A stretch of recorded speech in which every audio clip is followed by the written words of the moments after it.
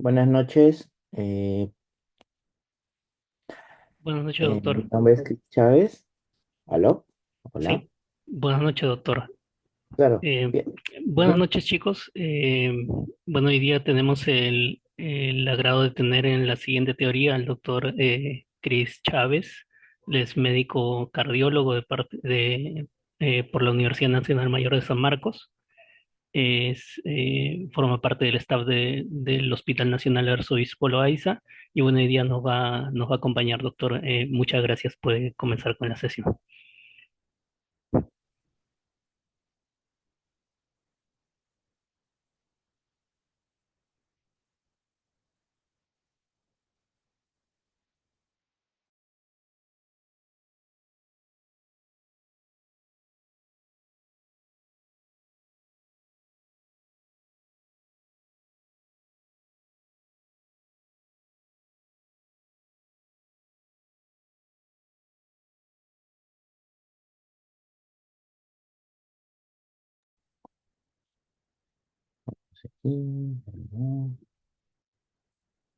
Ya. Quiero confirmar primero si ven toda mi pantalla, por favor. Sí, doctor, sí, sí se ve. Ujú. Ok, esta clase va a ser dinámica. No es una clase, eh, digamos, un poco sosa. La intención es que todos aprendamos.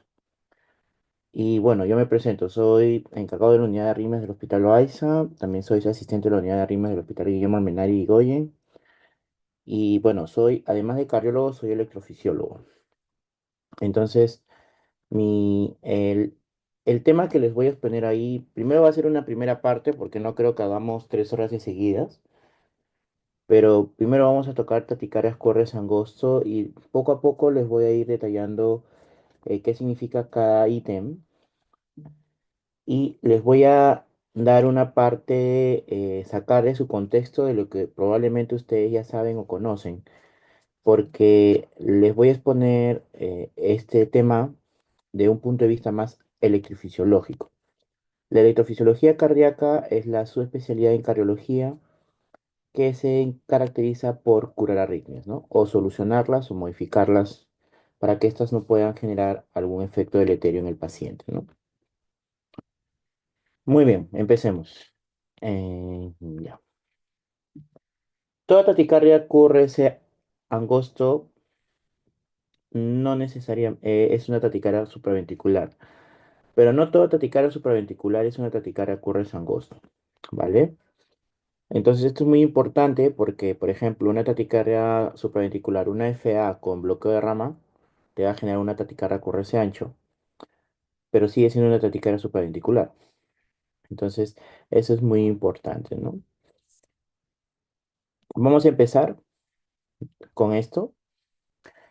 ¿Alguien del público me podría describir este electro rápidamente? Somos 76 participantes. ¿Alguien desea?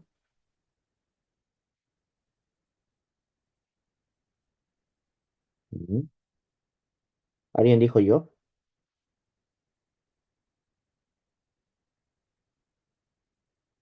¿Nadie? Nadie es que de los 76 somos bastantes, ¿eh?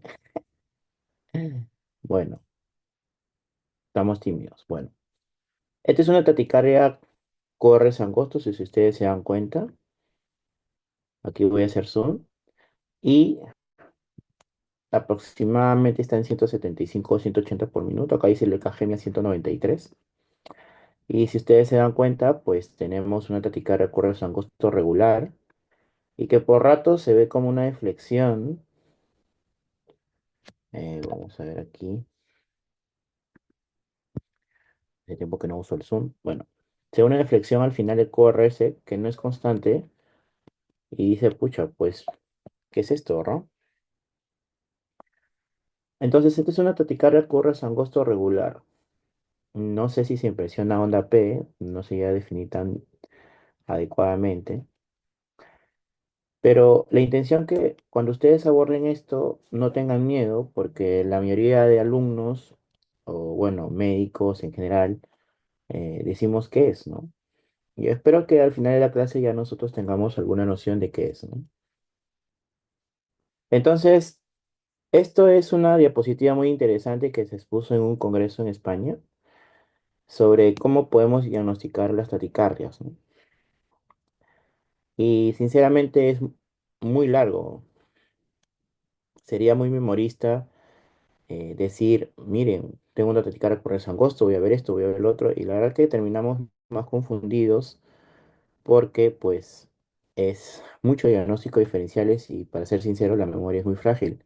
Y los mismos arritmólogos han dicho, ni yo me lo aprendería de memoria, ¿verdad? Entonces, la taticardia que ustedes han visto en hace dos diapositivas es esta. Este es un mapeo en taticardia de una paciente, la paciente de 19 años que ustedes acaban de ver, donde se ve esta es una taticardia intranodal. Voy a hacerle un poco de zoom para que ven cómo gira de la vía lenta hacia la vía rápida, que lo vamos a discutir más adelante. Esto es una taticardia real, esto no es sacado del libro, esta es una ablación que hice a una paciente cuando apenas llegué del extranjero, hace 6 meses, ¿no? Yo particularmente me gusta mapear las taticardias en taquicardia para saber qué fenómeno está pasando, ¿no? Y esta es una clara muestra de una taticardia intranodal, ¿no? Es muy, muy, muy, muy interesante, pero esta es la realidad, ¿no? Entonces, lo que vamos a discutir durante la clase es saber qué es cada taquicardia, al menos unas cosas generales, para que ustedes puedan al menos disfrutarlas, ¿no? Y esto es algo cierto, siempre lo digo, tú ves solamente lo que quieres mirar y reconoces solamente lo que tú conoces. Entonces, en esta clase considero de que nosotros vamos a aprender mucho. Bueno, las arimas se definen como cualquier desorden cardíaco que no es el ritmo sinusal normal. Tenemos de acuerdo al lugar de origen, las supraventriculares, que están por encima de la bifurcación de las de His, y obviamente tenemos las ventriculares que están por debajo de la bifurcación de las de His. Por el mecanismo subyacente tenemos la formación anormal de impulsos, diferentes tipos de reentrada, disminución del automatismo y alteraciones de la conducción, ¿no? Entonces, eso lo vamos a ir viendo en un momentito. Entonces, hablamos de taquicardia QRS estrecho, ¿no? Menor de 120 milisegundos, como habíamos hablado del QRS, una frecuencia mayor de 100 latidos por minuto y por encima de la bifurcación de las de His, ¿no? Recuerden que hay ciertas taticardias como las taticardias fasciculares, que son taticardias ventriculares, que pueden generar QRS angosto, que es lo que nosotros decíamos al inicio de la clase, ¿no? La taquicardia ventricular es aquella que está por encima de la bifurcación de las de His. Acá lo voy a recalcar, por encima de las de His o dentro de las de His, ¿no? Entonces, estas incluyen, pues, taticardia sinusal inapropiada, taquicarias auriculares focales o multifocales, reentradas, taquicardia de unión, taquicardia intranodales, taquicardia reentrada por vía accesoria. Generalmente el término dice no incluye fibrilación auricular, pero sí es fibrilación auricular también, sino que hay un tema que se llama el término paroxístico, ¿no? Que generalmente el término taquicardia supraventricular paroxística viene a ser taquicardias de la entrada no AB y de entradas auriculoventriculares, ¿no? Menos frecuentemente taquicardias auriculares, ¿no?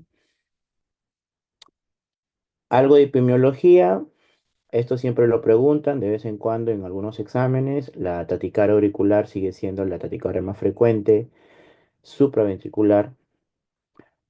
Sabemos que después de la fibrilación auricular y el flóter, la taquicardia de reentrada no AB es generalmente el 60% de los casos.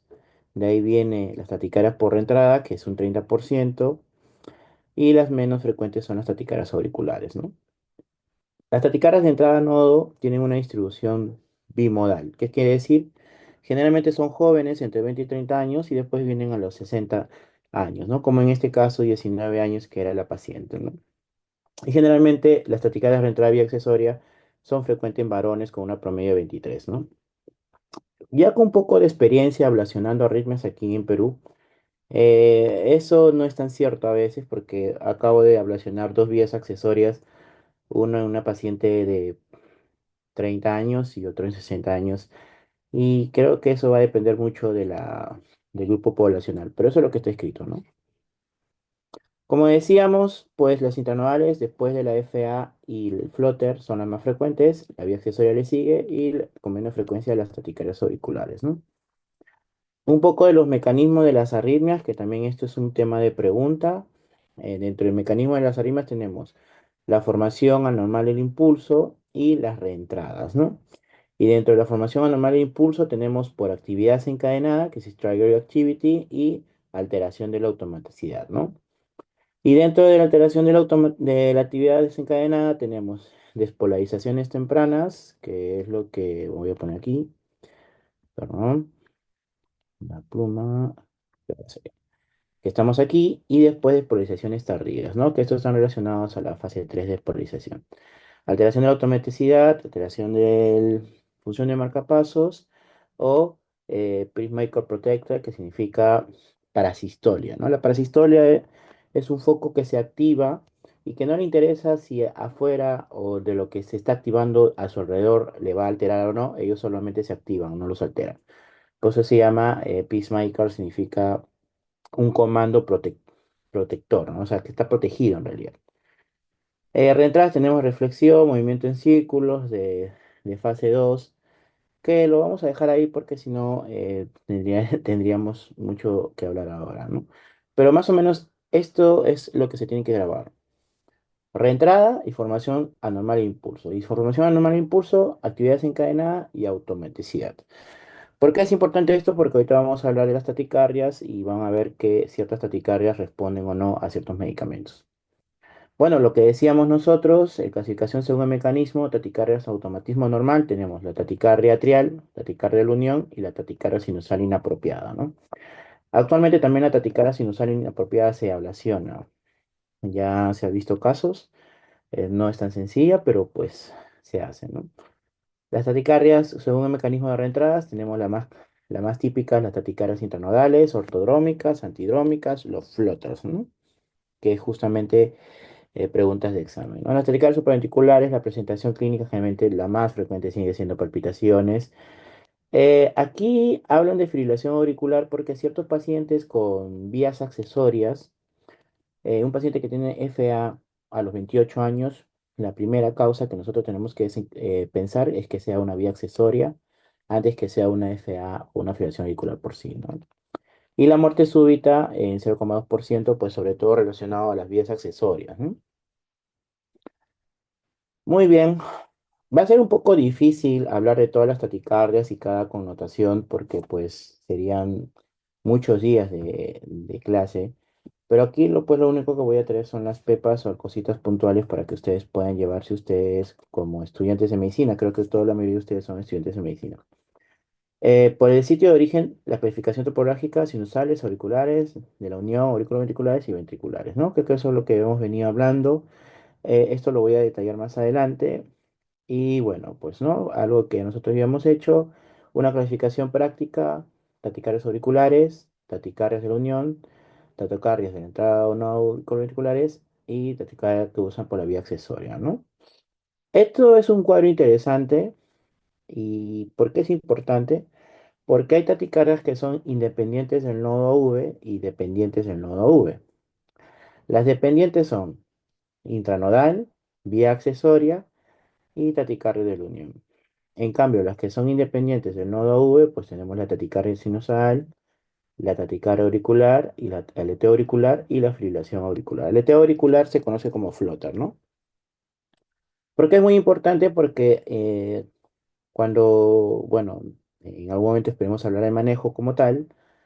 Estas taticardias pues nos pueden ayudar, dependiendo del tratamiento, nosotros podemos saber, por ejemplo, si yo le paso adenosina a este paciente con taquicardia intranodal, probablemente pare, pero si este paciente es un flote auricular, probablemente solo baje la frecuencia ventricular, pero sigue estando en flote auricular. Bueno, algo que nosotros ya habíamos mencionado sobre el algoritmo, pero me voy a quedar con esta.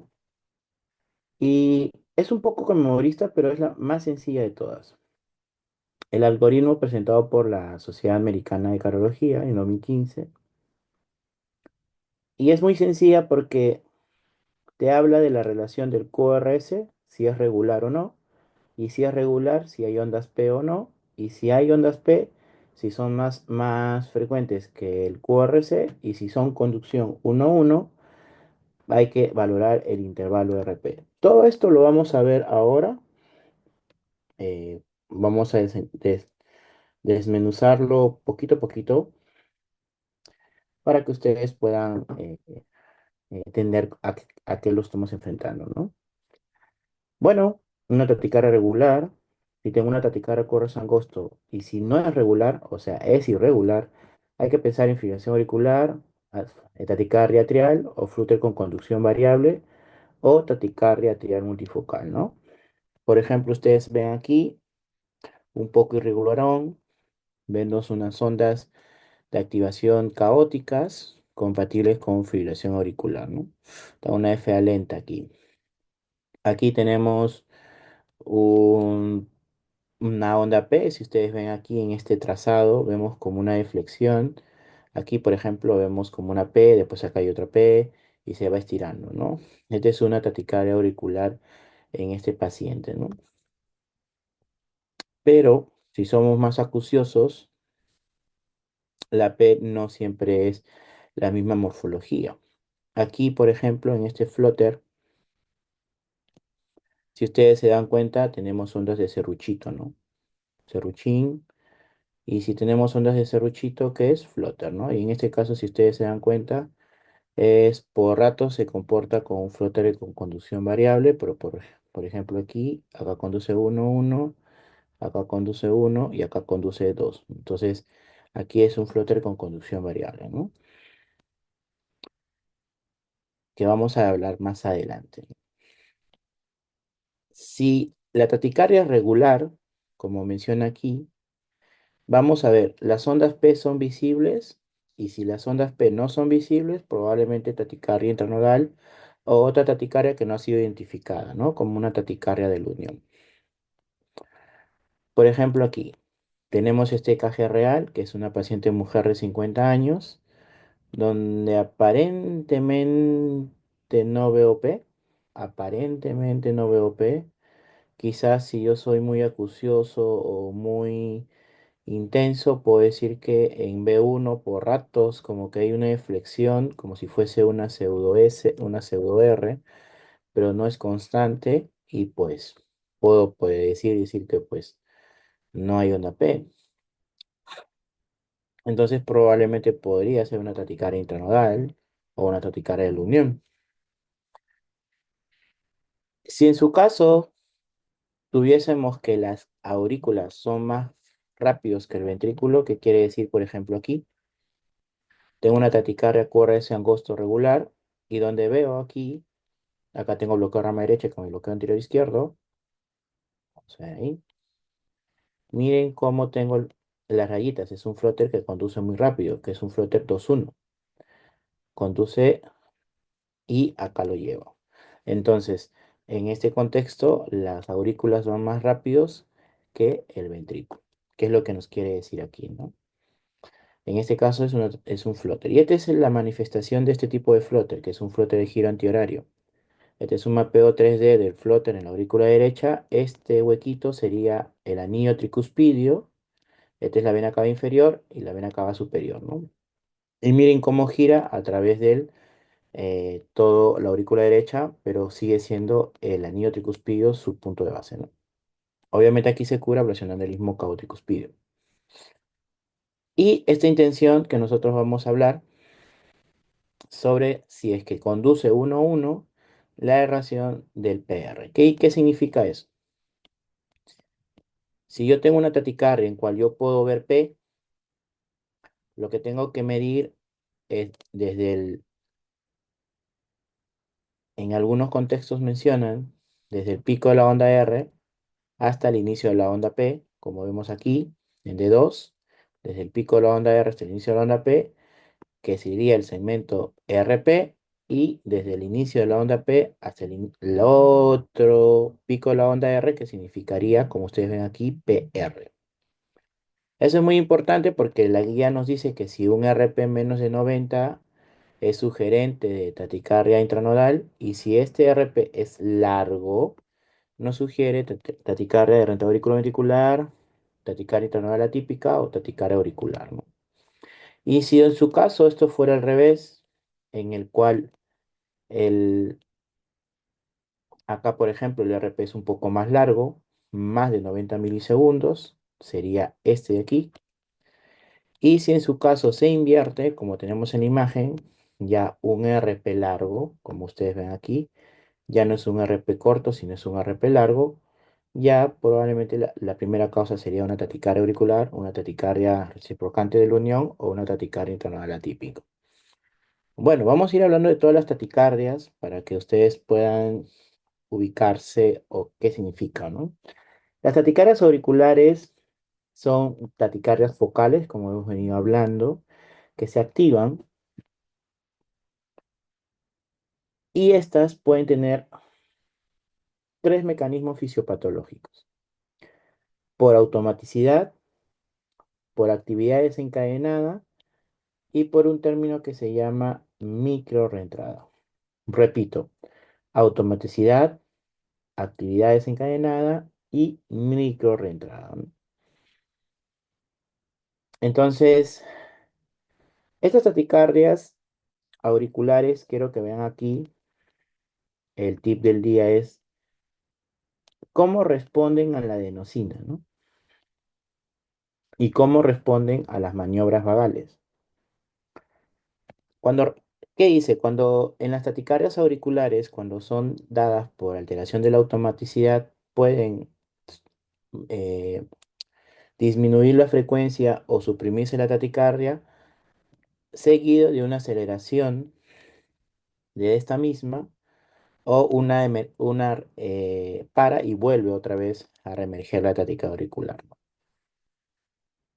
En la actividad desencadenada, la taquicardia auricular termina y ya no se reinicia espontáneamente. Y en la microrreentrada, esta no tiene efecto. ¿Por qué estoy haciendo un acápite aquí? Porque se suele decir mucho en las visitas médicas, ¿no? Los que ya han hecho medicina, o entre mismos cardiólogos, decir, si se le pone adenosina, eso no es taquicardia auricular.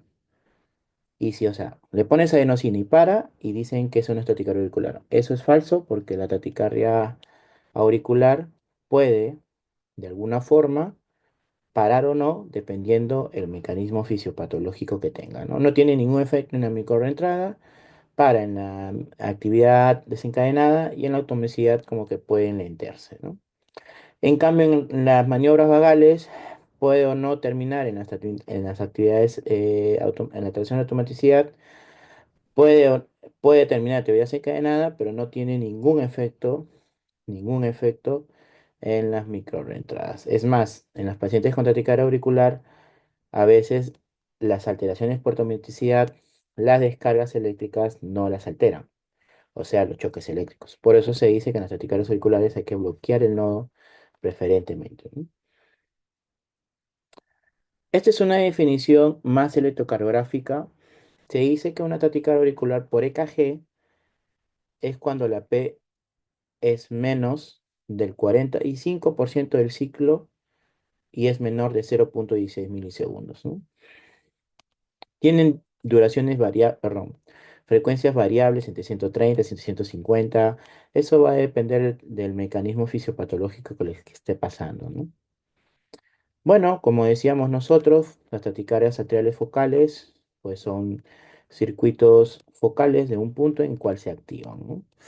Y el término de taquicardia atrial multifocal, que esto también es pregunta de examen, una taquicardia auricular multifocal es aquella que tiene más, vamos a poner pluma,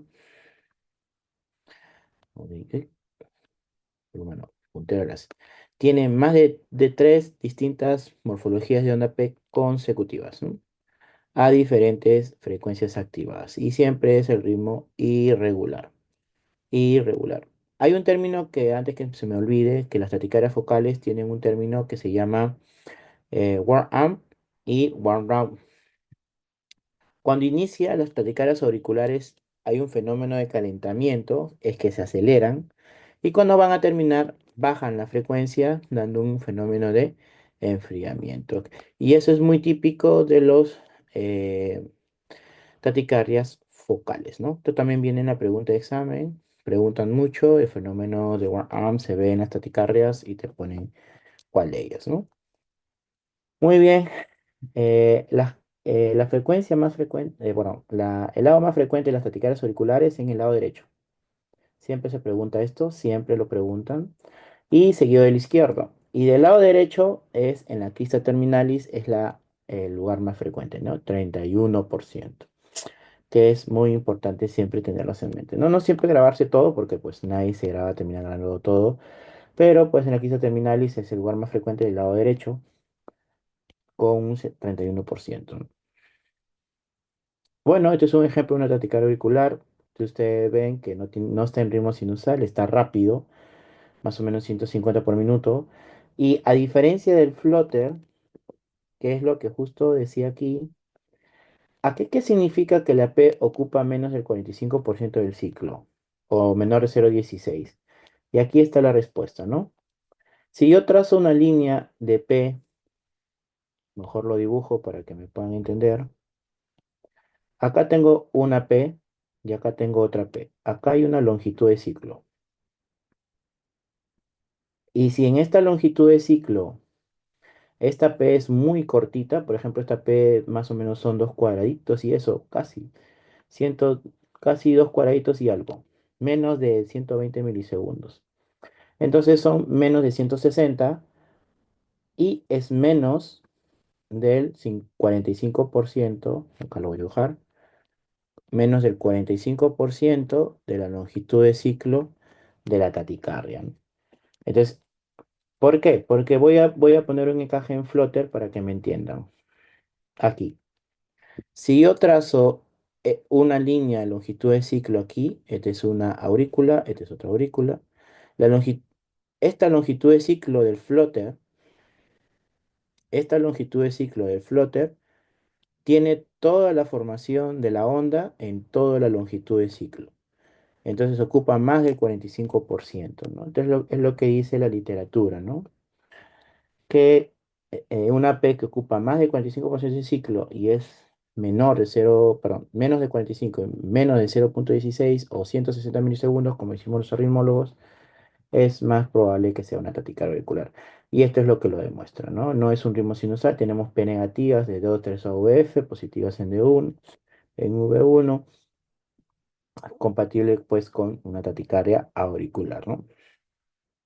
Está negativos, casi isodifásico, ¿no? Positivo, negativo, más probablemente el seno coronario, ¿no? Del lado derecho. Muy bien, como vemos aquí, fenómeno de calentamiento, es muy interesante. Aquí hay una activación auricular, después viene otra sístole bloqueada y después viene un ritmo auricular, porque no, acá si ustedes ven aquí, no es similar al sinusal, se acelera y después baja la frecuencia, ¿no? Entonces, típico fenómeno de calentamiento de las taquicardias auriculares. Entonces, más o menos ya hemos hablado de taquicardias auriculares, cuál es el mecanismo fisiopatológico, cómo responden a la adenosina y a la maniobra vagal. No voy a tocar tanto dónde se localizan porque pues la taquicardia auricular también es todo un mundo, ¿no? Pero al menos las partes principales. Algo de que ustedes siempre hablan es el flote auricular, ¿no? Que también es otro taquicardia mal entendida, porque pues siempre escucho definiciones incongruentes cuando pasan visita. Ya hemos dicho que las taquicardias por flotter o flote auricular es una macrorreentrada, ¿no? Y como toda macrorreentrada, pues tiene clasificaciones. La primera que ustedes van a ir leyendo es que en algunos artículos hablan de común, no común e impuro, ¿no? Este término fue dado por Montpellier en 1970, ¿no? Las ondas F, las comunes son las negativas en cara inferior, ¿no? Con un descenso lento y ascenso rápido, y positiva en uno y negativa en B6, ¿no? Las ondas F, en cambio, las no común o atípicos mencionaban que eran las positivas y el impuro entre el flóter y FA, ¿no? Con una frecuencia auricular de 320. Por eso es que ustedes todavía escuchan en algunos artículos común y no común, ¿no? Después, en 1979, ya se empezó a ver, se empezó a hacer cirugías y se definió tipo uno y tipo 2. Esto es estudio electrofisiológico en pacientes que se estaban haciendo cirugías cardíacas, y mencionan tipo uno entre 240 y 300, que se suprime con estudio electrofisiológico, y frecuencia de onda mayor de 340 que no se suprime con estudio electrofisiológico. Es por eso que en algunos artículos todavía hablan de tipo uno y tipo 2, en cual empezó a ser un poco discongruente. Posteriormente, en 1997, alguien dijo, vamos a llamar flóter típico al antihorario y el horario, y a todo lo demás atípico. Posteriormente, en el 2001, ya se empezó a consensuar los términos. Taticardia focal, que es lo que acabamos de hablar. Después viene típico flóter, típico horario, antihorario. El típico reverso, que ustedes ahorita lo vamos a conversar. Secundarios a una lesión, vena cava inferior, de aurícula derecha, de aurícula izquierda. Y después en el 2004, que es la última clasificación, no hay una clasificación actual todavía, hablan de clasificación de flóter derecho y flóter auricular izquierdo. Y cuando es derecho, son los dependientes del istmo cabo-tricuspidio y no dependientes del istmo cabo-tricuspidio. Y estos, lo que son dependientes del istmo cabo-tricuspidio, son que en algunos libros o en este consenso ponen que son los típicos, ¿no? Los típicos son los dependientes del istmo cabo-tricuspidio, antihorario, horario, vena cava inferior, entrada doble, ¿no? Y no dependiente del istmo cabo-tricuspidio, relacionadas caras, vena cava superior y la aurícula izquierda. Sin embargo, todavía en algunos libros mencionan típico estos dos, ¿no? Entonces, ahorita vamos a terminar de hablar a cómo vamos a nombrar los flotas. Bueno, ya hemos dicho que es una macro reentrada. Estábamos hablando de estos. La clasificación, ¿no? Si es de aurícula derecha, este es de aurícula derecha y este es de aurícula izquierda. Y si es de aurícula derecha, ya hemos dicho que va a depender del istmo cabo-tricuspidio o no el istmo cabo-tricuspidio, ¿no? Y las que son del istmo cabo-tricuspidio son cuatro: horario antihorario, doble entrada, de asa inferior e intraísmica, ¿no? Esta se aparece cuando haces mala ablación y puede aparecer. Este es de asa inferior. De doble asa es que comparten un istmo en común. Hace 2 semanas acabo de hacer una de estas y con una colega. Obviamente no he puesto las imágenes porque era su caso de la colega, no lo he traído, pero pues era un istmo de, posterior a una cirugía cardíaca de un CIA, porque abre en la aurícula y se genera una cicatriz, ¿no? Y el horario y antihorario que ustedes probablemente conozcan, que ahorita lo vamos a hablar. Y los que no son dependientes de aurícula del istmo son de asa alta, o sea, de la vena cava superior. De asa inferior es de vena cava inferior, sino que le gustan decir de asa baja. Y de asa superior son los de vena cava superior, ¿no? Y perilesionales o relacionados a escaras, ¿no? Y los que son relacionados a la aurícula izquierda son todas estas, ¿no? Perimitrales, asociados a la vena pulmonar, relacionados a escaras, sectal o posquirúrgica, ¿no? O posablación, que es la causa más frecuente de los flotters del lado izquierdo. Entonces ya nos vamos poniendo en común. Entonces, ¿cómo podemos decir? En algunos contextos, algunos dicen que puedo llamar flúor común y no común al resto, pero no decir tipo uno tipo 2 eso ya es obsoleto, ¿ya? Todavía sigo escuchando a algunos colegas flúor tipo uno tipo 2 eso ya no existe. Entonces, ¿qué es lo que podríamos poner? Dependiente del istmo cabo-tricuspidio, antihorario, horario y atípico el resto, ¿no? ¿Para qué? Para poder ponerle un nombre, ¿no? Entonces, generalmente decimos flóter típico de giro antihorario, flóter típico de giro horario. Y después lo demás, todos son atípicos. Como decía, de la aurícula derecha, este es el antihorario, ¿verdad? Flóter típico antihorario, flóter típico horario, gira antimedia anillo tricuspidio, de asa inferior o de vena cava inferior, de asa superior o de vena cava superior, de lesión de lesión o de escara, Tenemos el flóter ahora en el lado izquierdo de la aurícula izquierda de la vena pulmonar, sectal, anillo, flóter de piso, o también hay varios flóteres como de giro antihorario del anillo mitral o horario perimitral, ¿no? Que falta agregar esas imágenes acá. Aquí tenemos las siguientes versiones, los siguientes tipos de flóter. Vamos con el primero. Voy a disminuir acá un poco. Como habíamos dicho, la definición de flóter de giro antihorario contra el Christ-Raffaele, 2-3 ondas de serruchito negativas en 2-3 AVF y ondas positivas en V1, ¿no? Algunos confunden esto con taquicardia auricular, pero no es una taquicardia auricular, sino que es un flóter. Y otra vez en V6 se vuelve negativo. Y los de giro horario ya no son negativos, sino ahora son positivos en cara inferior, como ustedes ven aquí. Ven cara inferior, voy a poner pluma, lo malo es que esto se regresa. Acá vemos aquí cómo se hace positivo, aquí, a diferencia del otro que se hace negativo. Y en B1, mientras este era positivo, entonces en B6 esto se va a tornar negativo. Aquí no, ¿dónde está B1? No se ve tan negativo como tal, pero eso es la definición, ¿no? Muy bien, eso es con los flutters, las taticardias intranodales, que es una de las taticardias más difíciles de entender. Y ahora se los voy a mostrar por qué.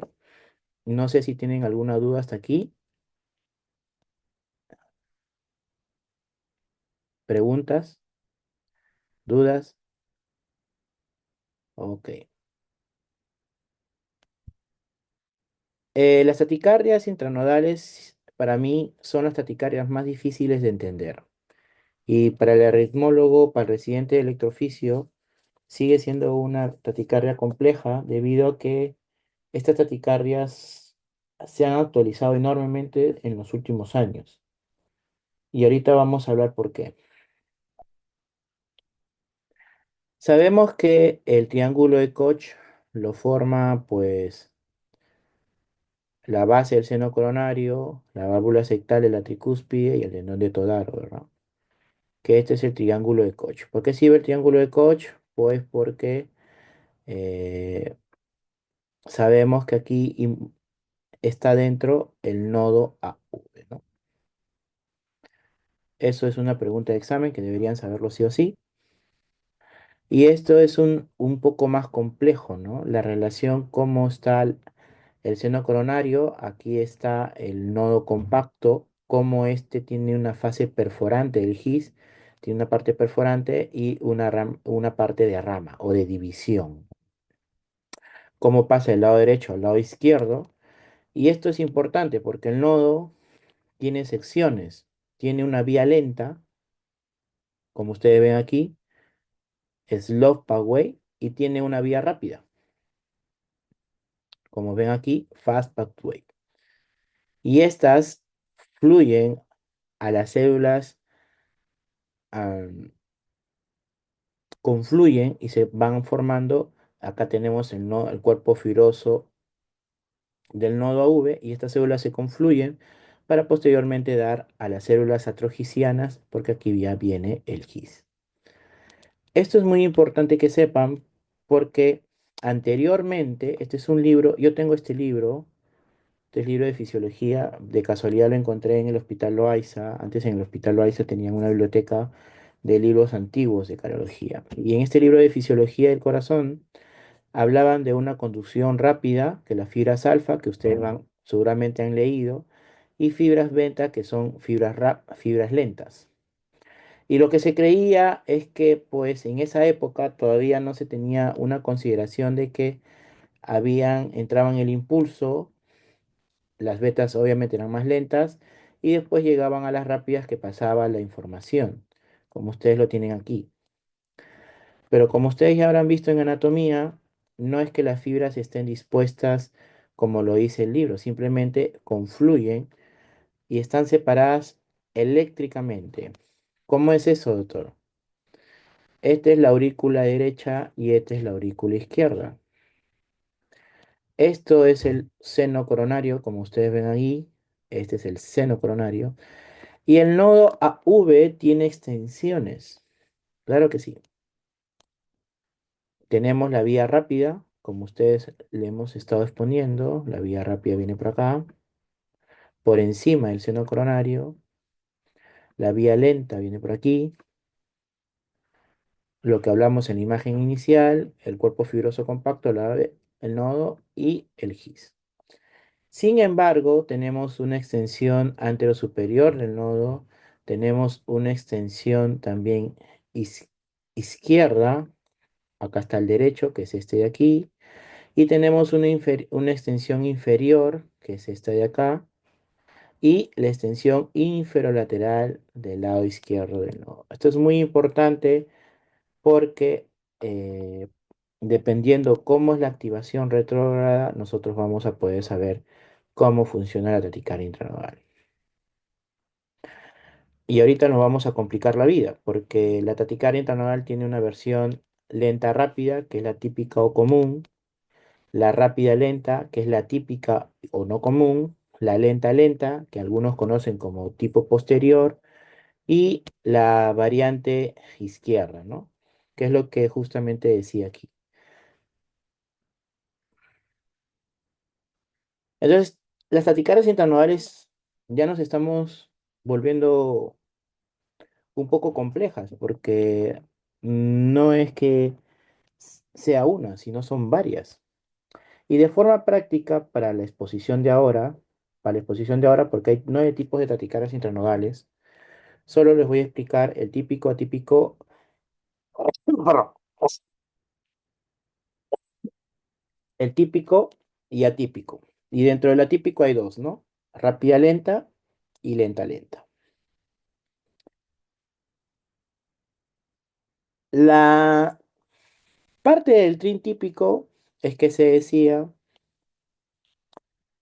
que voy a mejorar acelerarme aquí para que me entiendan. Yo tengo un ritmo sinusal, pasaba por la vía rápida y después por la vía lenta. Un ritmo sinusal, pasaba por la vía lenta y la vía rápida. ¿Y qué venía acá? Una extrasístole auricular bloqueada, ¿no? Venía una extrasístole y como la vía rápida se demora en repolarizarse, recuerden que la vía rápida para repolarizarse es lenta y la lenta para repolarizarse es rápida. Bien chistoso, ¿no? Porque la que conduce lento se reactiva más rápido y la que conduce rápido se reactiva más lento.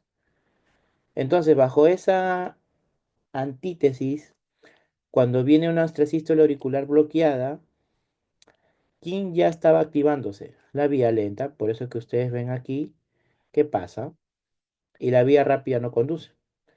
Después viene otra vez un ritmo normal, y viene otra extrasístole, aparentemente, mucho más rápida que la anterior, y agarra activo a la vía lenta y empieza a circular.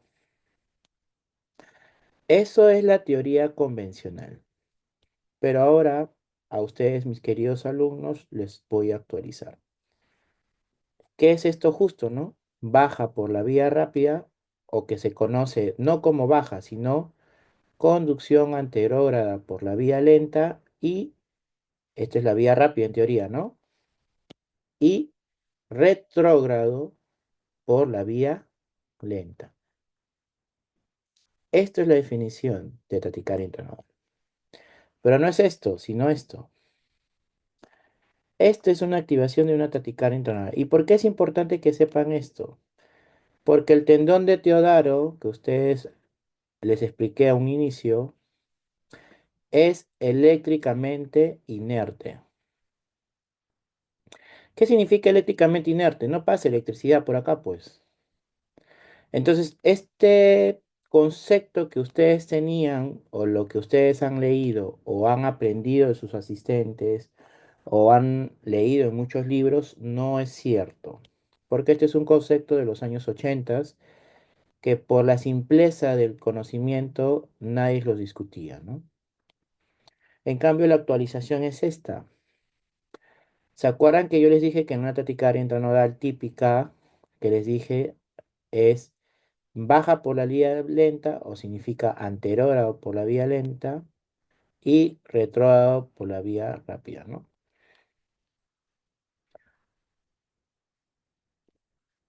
Retrógrado por la vía fast. Acá está. Entonces, ¿quién está acá? La vía lenta. ¿Quién está acá? La vía rápida. Y si ustedes se dan cuenta, les voy a hacer un memorándum, perdón, les voy a hacer un recordaris. La activación que viene por aquí pasa por la vía lenta, llega a la vía rápida y la vía rápida retrocede. Pero la vía rápida no puede retroceder al tendón de Todaro. Entonces, ¿qué pasa? Pasa por el lado izquierdo. Y al bajar por el lado izquierdo, entra por el seno coronario otra vez y regresa, como ustedes ven aquí en la imagen marroncita, y vuelve a subir. Por eso la definición de una taquicardia intranodal típica, la disminución correcta debe ser, una taquicardia intranodal típica en este contexto debe ser anterógrado por la vía lenta y retrógrado por la vía rápida. Que en algunos de ustedes, yo supongo que ustedes dicen baja por la vía rápida y sube por la vía, perdón, baja por la vía lenta y sube por la vía rápida, que ese es un concepto que ustedes han leído y les apuesto que lo han visto en varios libros así, ¿no?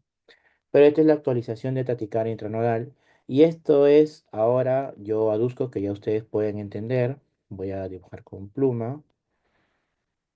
¿Quién está acá? Este amarillito que ustedes ven aquí es el GIS. Este amarillito que ustedes ven aquí es el GIS. Acá, ¿quién está? La vía rápida, perdón, la vía lenta. ¿Y quién está acá? Es ahí está la vía rápida. Entonces, si yo pongo cómo gira, a ver, gira así, sube por la vía lenta y sale por la vía rápida, ¿no? El término que nosotros habíamos dicho, ¿no? Anterógrado por la vía lenta y retrógrado por la vía rápida. Ahora sí, ya ustedes pueden entender esta imagen. Esta es una taticardia real mapeada, por si acaso. Chicos, esta es una taticardia real mapeada. Este no es un libro, nada. Esta es una taticardia real mapeada que ustedes ahora sí van a poder entender cómo son las taquicardias internales. Obviamente, la curación de esta arritmia es en la vía lenta, ¿no? Dando puntos de ablación aquí, como ustedes pueden ver.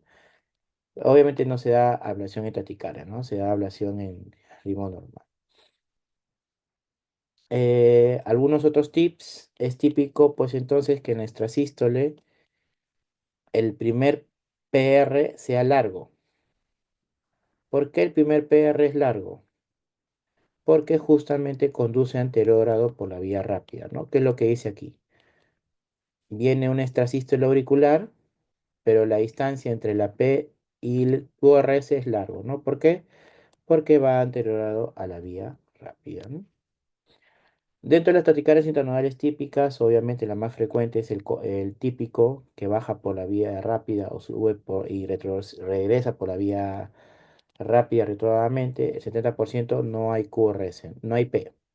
En cambio, las que terminan deformando el P son el 30%, ¿no? Menos infrecuentes. Y ustedes habrán leído que en las taquicardias intranodales hay una pseudo S en cara inferior y pseudo R en B1, ¿no? Y ¿qué es lo que tienen que hacer siempre? Comparar con el ritmo sinusal, ¿no?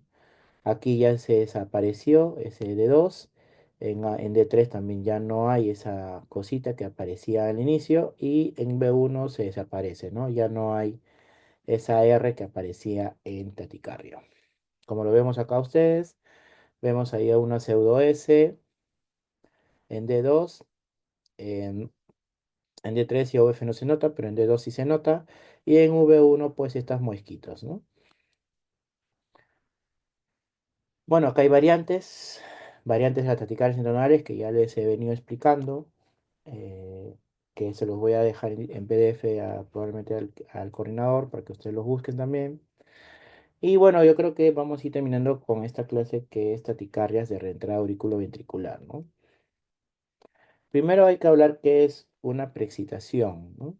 El ritmo normal sabemos que tenemos PQRS y todos tienen un intervalo, ¿no? ¿Y a qué llamamos patrón de preexcitación primero, patrón de preexcitación, como ustedes ven ahí, es aquella en el cual el PR es angosto, y aquí llamamos PR angosto o intervalo PR angosto menos de 120 milisegundos, ¿no?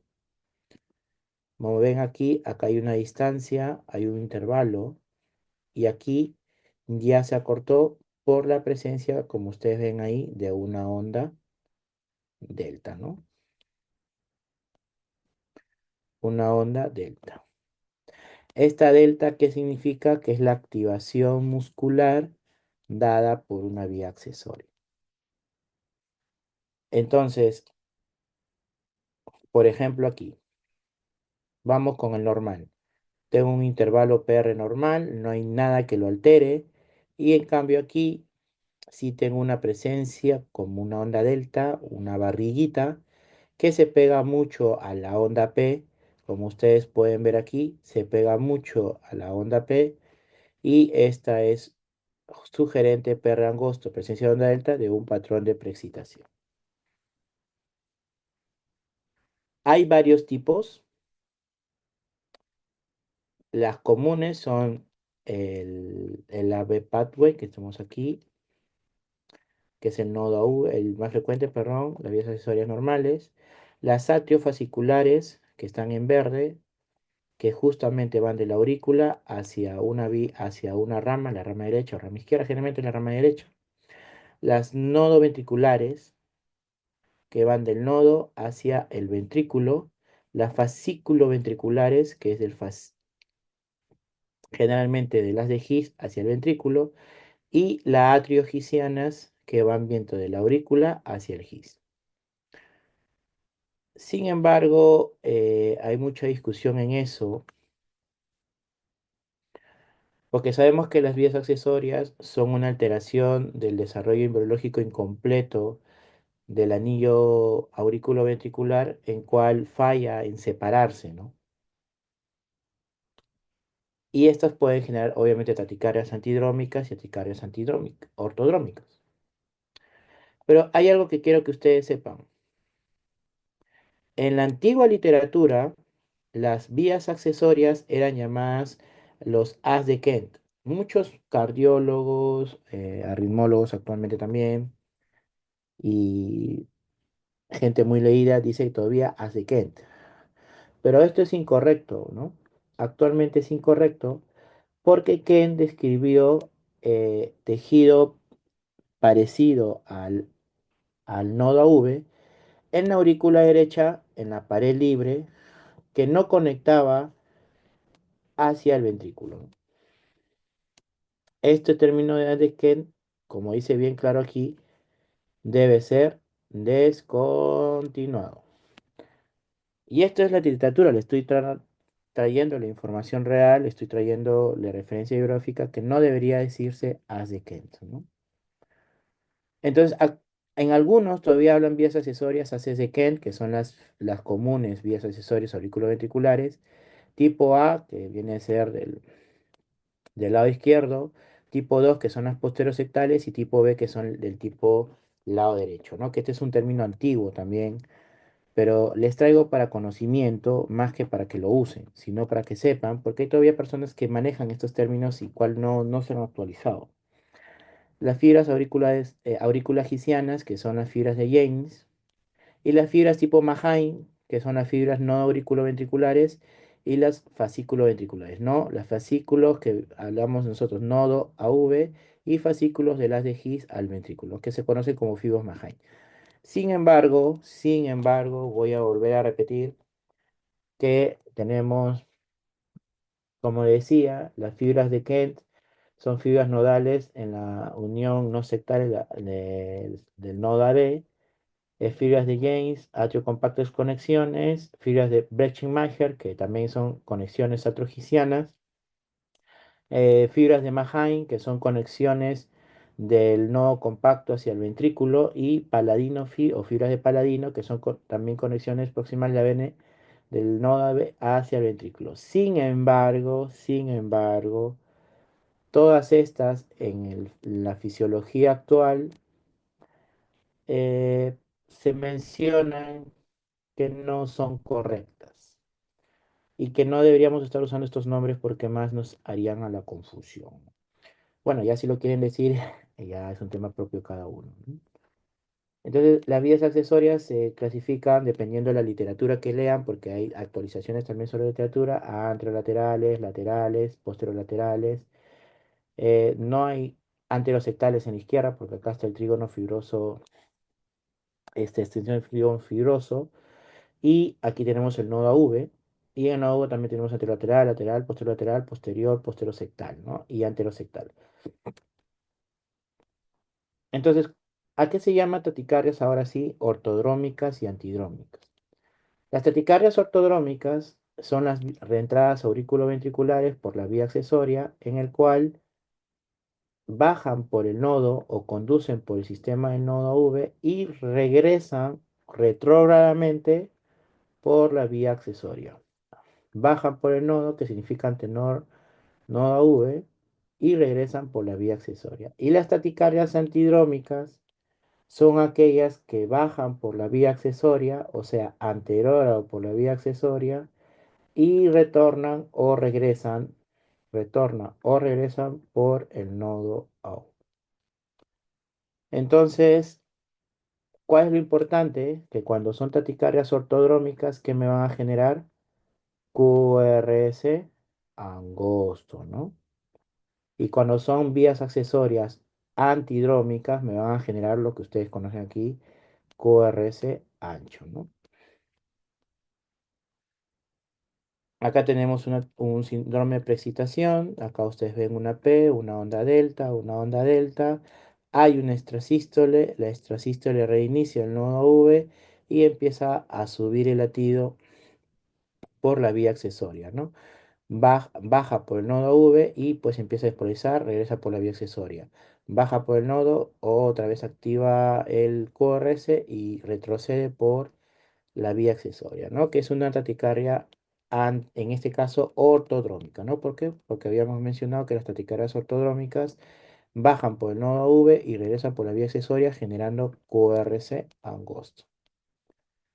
Uno de los tips es también que la P siempre está un poco más lejana al QRS, algo que nosotros habíamos dicho desde el inicio de la clase, ¿se acuerdan? No sé si cuando estuvimos hablando sobre el diagnóstico diferencial de las taticardias, que disculpen si estoy retrocediendo, ahí está. Habíamos mencionado de que si teníamos una taquicardia con una conducción 1 a 1, teníamos que analizar el intervalo RP y PR. Y si teníamos que valorar que el RP es menor que el PR, que era estos segmentos, tendríamos que valorar el RP. Y si el RP es más de 90 milisegundos, ahí valorar si era una vía accesoria. Entonces vamos a practicarlo ahora, que tenemos justo la parte de taticardias de vías accesorias, que justo es esta, ¿no?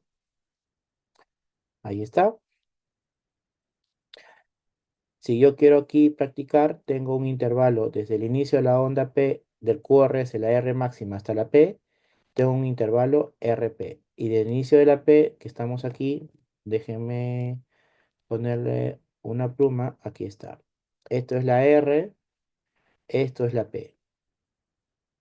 Si yo trazo una línea aquí, este intervalo se llama intervalo RP, ¿no? Que es algo que le mencionaba al inicio. Y si desde el inicio de la P hasta la onda R, que significa PR, ¿no? Automáticamente ustedes se dan cuenta que el RP es menor que el PR, ¿no? Acá, PR. Y habíamos dicho que si esto es menor, hay que valorar si este es menor a 90, ¿no? Dijimos 90 milisegundos o mayor a 90 milisegundos. Y si ustedes se dan cuenta rápidamente, tiene más de dos cuadraditos, más de 90 milisegundos, ¿no? Y si tiene más de 90 milisegundos, pues ya sabíamos que era probablemente aquí una taquicardia de reentrada auriculoventricular, probablemente una vía accesoria.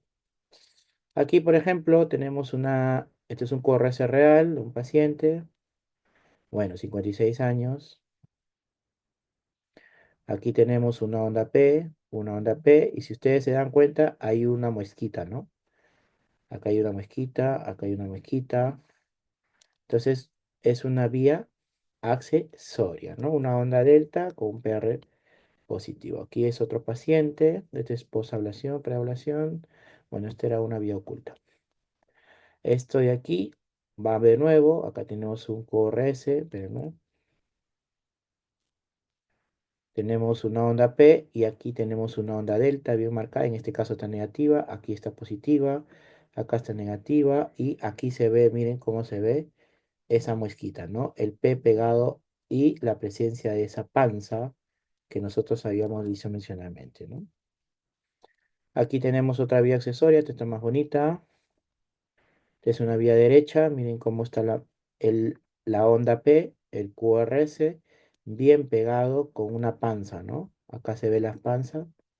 Aquí en ABL también se ve mayor panza, acá se ve negativo la vía accesoria, compatible con una vía accesoria por lateral derecha, ¿no? Aquí vemos otra, miren cómo está ese P pegado al QRS, vemos esa onda delta, bien típico de la vía accesoria. Acá vemos en D1, miren cómo se ve esa muesca, ¿no? Este es un caso, uno de los casos más complejos que he tenido, que es una vía paragiciana, una vía accesoria paragisiana. ¿Qué significa una vía paragisiana? Que está al ladito del GIS, ¿no? Y estas vías que están al ladito del GIS son un poco complejas porque puedes bloquear al paciente, ¿no? Ustedes ven aquí una P bien pegada al QRS en D1, en D3 está negativo, en AVF empieza con una pequeña R, pero ahí se torna negativo. Y esta es la traducción de este paciente. Si ustedes se dan cuenta, voy a poner pluma.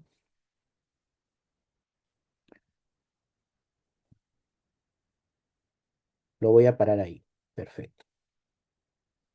Esto de aquí es el sistema gisiano. Este es el GIS. Esta es la aurícula derecha. Esta es la vena cava superior. Esta es la vena cava inferior. Aquí está el anillo tricuspidio y este catéter que está es el seno coronario. Entonces aquí en el GIS vemos cómo pasaba el impulso de acá para allá y estaba muy cerca del GIS, ¿no? Aquí con estos puntos de ablación se fue. Con estos puntos de ablación se fue. Entonces, como ustedes ven aquí, y justo en la imagen, con esos puntos se curó la vía accesoria, ¿no? Una vía muy cerca al GIS. Por ejemplo, aquí tenemos una taticardia QRS angosto regular. Vamos a buscarle P. Aparentemente no había P en este paciente, pero terminó siendo una vía accesoria oculta. Ajá, acá ya lo vi. Aquí está. Espero que no se me borre. Ahora lo voy a dibujar acá. Vamos a poner el lupo otra vez. Ahí está. Se ve justo en la muesca de B5, 1, 2, 3, 4, 5, 6, 7. En el octavo, en el séptimo latido se ve cómo se flexiona una P al final del QRS, ¿no?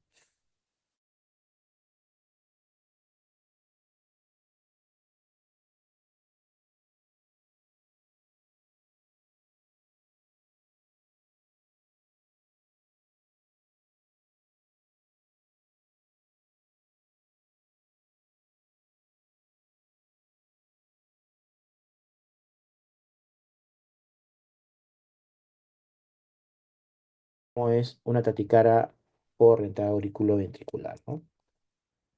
Muy reproducible. Esta es una taticara que acabo de curar el día de ayer, nada más, en el Almenara. ¿Cómo se manifiesta electrofisiológicamente la taticardia? Esto de aquí,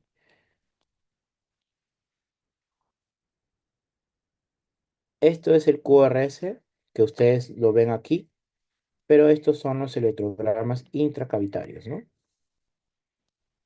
Este es el seno coronario, como ven ahí, y este es el catéter de ventrículo derecho, ¿no?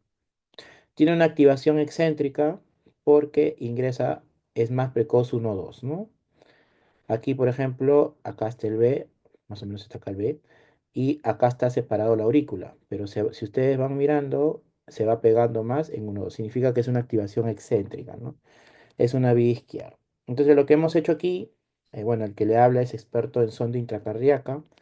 Esto de aquí es una reconstrucción anatómica rápidamente que hacemos con la sonda intracardíaca. Yo introduzco una sonda intracardíaca, así como hacemos ecografía del corazón, también hay una sonda intracardíaca dentro del corazón con un catéter y reconstruyo rápidamente el corazón.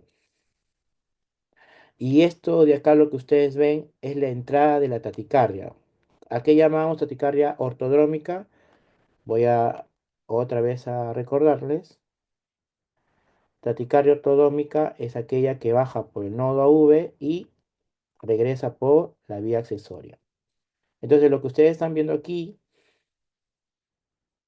es el paciente en plena taticardia, cómo regresa, baja por el nodo y regresa por la vía accesoria, que justamente es el puntito que ustedes están viendo. Ese puntito es el puntito más precoz. Es por donde justamente está ingresando el impulso, ¿no? Entonces ahí se le dio un punto de ablación y se fue con un punto, ¿no? A los 1,6 segundos, dice la literatura que en menos de 3 segundos es muy exitoso, ¿no? Bueno, al final, este es un libro que yo lo tengo la dicha de tenerlo, me lo regalaron antes que desmantelen el servicio o actualicen el servicio de cardiología, lo actualizaron muy bonito todo el servicio, los que conocen el hospital de Loaiza. Pero antes, como le dije, había una biblioteca y este libro, Leo Sunroof, bueno, no sé cómo se pronuncia, pero fue el mejor electrocardiografista en los 80s, el mejor. Y él tiene un libro que se llama Trastornos del ritmo cardíaco. Y él dice algo bien interesante. He tenido lo tengo y tengo la dicha de haberlo leído. Siempre lo leo cada cierto tiempo. Dice que el aspecto diagnóstico aislado más importante de la arritmia es la configuración de la onda P y su relación con el complejo QRS, ¿no? Entonces, no se asusten. Siempre piensen como el doctor Leo. Tengo una taticardia y tengo que ver cómo se va la onda P, ¿no? Entonces, yo puedo tratar de resumir todo lo que les he dicho con esto, ¿no? Generalmente las taticardias intranodales, la PR está muy pegado al QRS, las vías accesorias generalmente están un poco alejadas del QRS y las taquicardias auriculares no están al revés, sino están antes del QRS con diferente morfología, ¿no? Recuerda que el 70% de las taquicardias intranodales, el 70% de las taquicardias intranodales no tienen P, ¿no? ¿Por qué no tienen P? Porque la aurícula se activa casi al mismo tiempo que lo hace el ventrículo. Muy bien, creo que estos son tratamientos, maniobras vagales, siempre una taquicardia supraventricular, si no, una cardioversión eléctrica sincronizada, si es que el paciente está hemodinámicamente inestable, y si no, pues le pasamos beta bloqueadores, verapamil, diatersen, o pues, en su caso primero adenosina, ¿no? Y si no tolera o no es efectivo, pues cardioversión sincronizada, ¿no? Siempre es evaluar por electrofisiología, chicos. Recuerden, actualmente en el Perú ya las taquicarias las curamos. Hace 5 años todavía era muy difícil o grupos que podamos hacer casos, ¿no? Pero ahorita ya el Hospital Almenara, por ejemplo, es un hospital de vanguardia que ya nosotros estamos con cualquier tipo de taticardia. Muy bien, no, yo creo que ahí lo vamos a dejar. Creo que ha sido muchos temas o mucha información para el tiempo que hemos tenido. No sé si tienen alguna pregunta, consulta, por todo lo que les he dicho. Vamos a reprogramar la clase de arribas ventriculares, creo que para el otro domingo, que creo que sería y faltaría completar la clase de FA, ¿no? Que es parte de esta. No le he querido meter aquí porque hay ciertas consideraciones que tenemos que tener todavía presentes. ¿Preguntas? ¿Preguntas? ¿Todo viendo? Buenas noches, doctor. Sí, preguntas. Presencia derivada se nota. Ah, perdón. La verdad que no estaba tan que no les he visto su chat. Preguntas, chicos, preguntas. Ya se quedaron dormidos. Ok. Bueno, creo que lo vamos a dejar ahí. Recapitularemos la clase de Tachiventris y FA para el otro domingo, que serían las dos clases faltantes. Pero yo creo que no puedo hablar de todo tan específicamente porque pues cada taticaria tiene todo un mundo por explorar. Bueno, yo creo que eso sería todo, si no hay mayor preguntas. de una taticardia auricular. Ah, es eh, es muy interesante tu pregunta, claro que sí.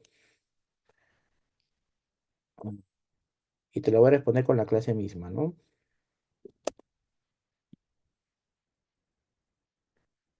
Y vamos a compartir pantallita.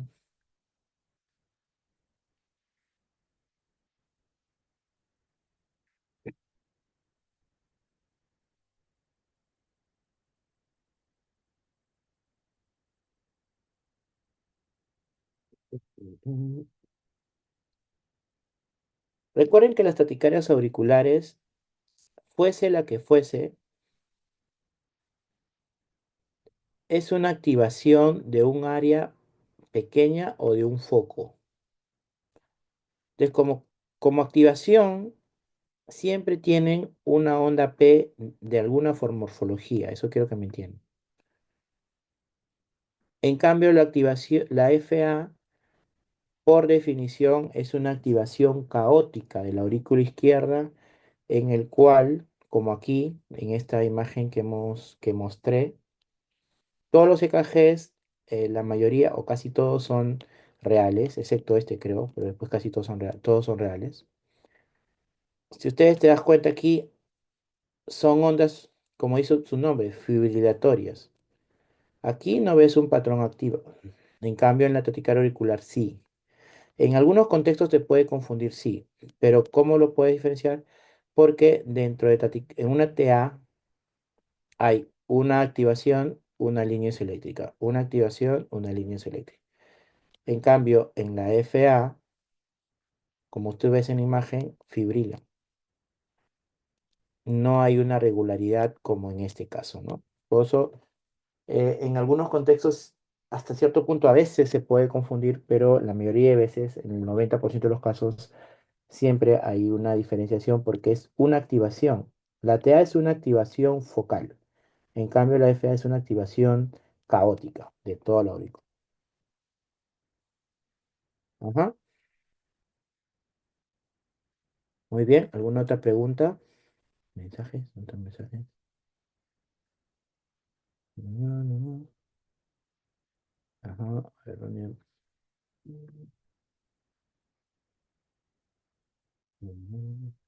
Mensajes.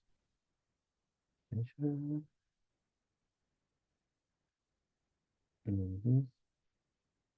Ok. ¿Algunos otros mensajes, muchachos? No puedo ver sus comentarios. Chat. WhatsApp. Ok. Muy bien. Yo creo que eso sería en todo. Entonces todo. Nos estamos viendo hasta la otra semana que sería FA y taqui auricular. Perdón, FA y taqui ventri, que creo que serían las clases que faltarían, ¿no? Muy bien, Muchas gracias, hasta luego. doctor. Muchas gracias, doctor. Hasta luego.